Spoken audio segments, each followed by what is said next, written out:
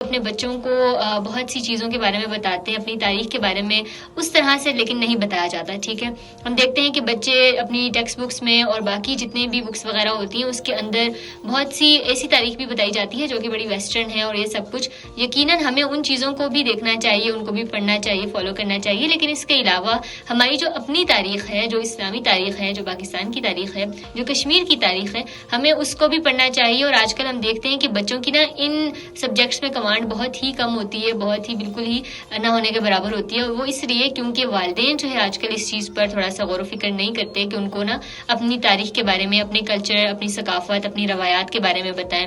بہت سی ایسی کہانیوں کے تھرو بھی جو ہے آپ ہم بتا سکتے ہیں. اور اس کے علاوہ ہم دیکھتے ہیں کہ آپ صلی اللہ علیہ وسلم کی جو پوری سیرت طیبہ ہے اس کے اندر جو ہے بہت سے ایسے ایونٹس ہیں جو کہ آپ بچوں کو بتائیں.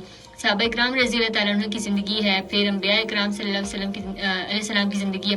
اور اس کے علاوہ جو ہے ہم یہ بھی دیکھتے ہیں کہ اسلامی جو پوری ایک تاریخ ہے نا اس کے اندر بہت سے ایسے فلاسفرز بھی گزرے ہیں، ان کے بارے میں ضرور بتائیں. ابن رشد ہیں، البیرونی ہے، اور اس کے علاوہ ابن خلدون ہے. بہت سے سائنٹسٹ بھی ہیں جنہوں نے بہت زیادہ کنٹریبیوشن کی، چاہے وہ میڈیکل میں ہو، چاہے وہ باقی سائنس کے اندر ہو، اسٹرانومی کے اندر ہو، فلسفی کے اندر ہو.